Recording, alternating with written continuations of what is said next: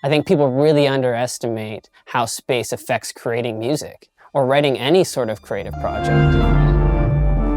Hi, I'm Van Bear. I'm a composer from Vancouver, British Columbia, and I'm here to walk you through my approach writing the ballet piece, When We Awake.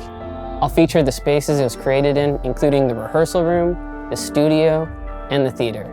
And I'll talk with my collaborators, Dean and Carol, about the importance of space and how it affects the creation process.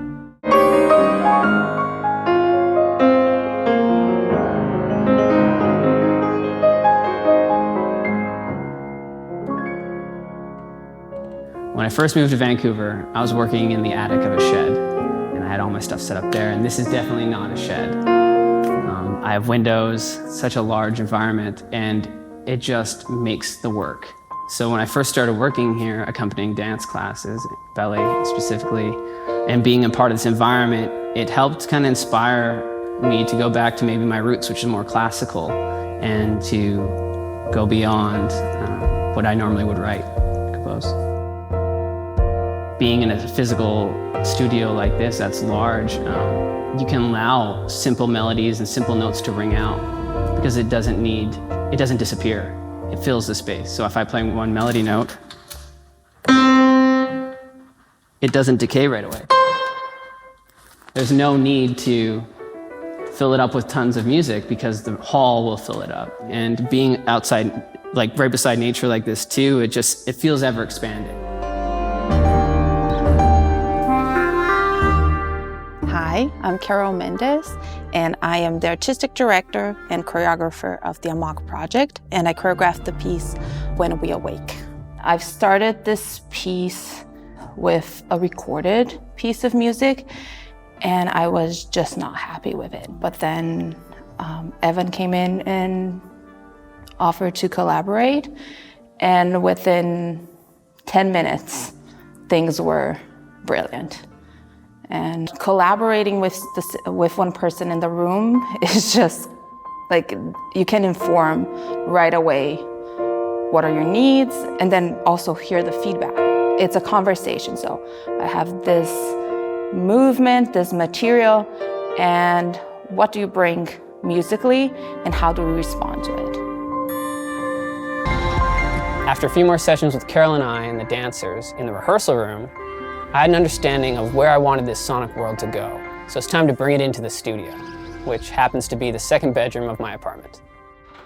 So home studios in general often try to achieve a neutral sounding space. And they do that so that they can have a great starting point to go in any direction and create any sonic world they want. Composers have the tools nowadays to put an instrument in any environment. You can sound like you're in a cave. You can sound like you're on top of a mountain.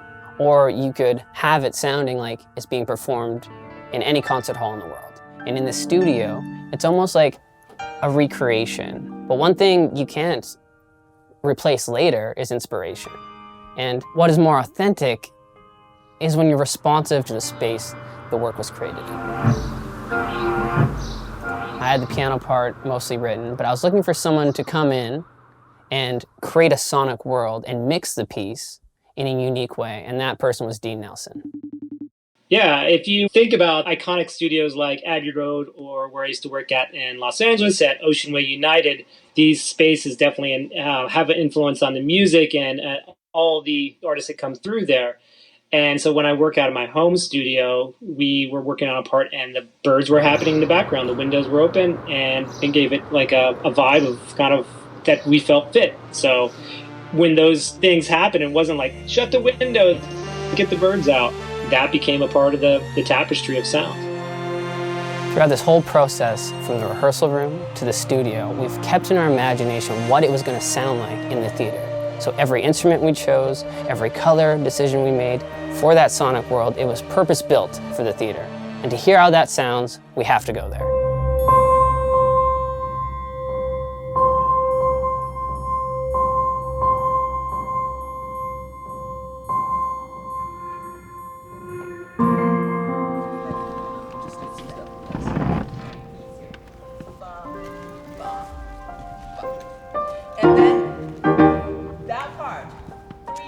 Pretty incredible being in a space like this where you get to see the dancers express in their full range and these large movements seem to fit in. Big difference than being in a rehearsal room. This feels like their bodies go right to the very back of the hall. I think it's a misconception that a composer has their head bent over a pen and piano, writing in isolation. For this piece, I collaborated with Dean and Carol, but I also collaborated with the spaces I was in, the rehearsal room, the studio, and the theater. I think each of these spaces create a unique sonic and influential footprint on the piece. And they provided the opportunity to go into your community and create something that I think was more authentic.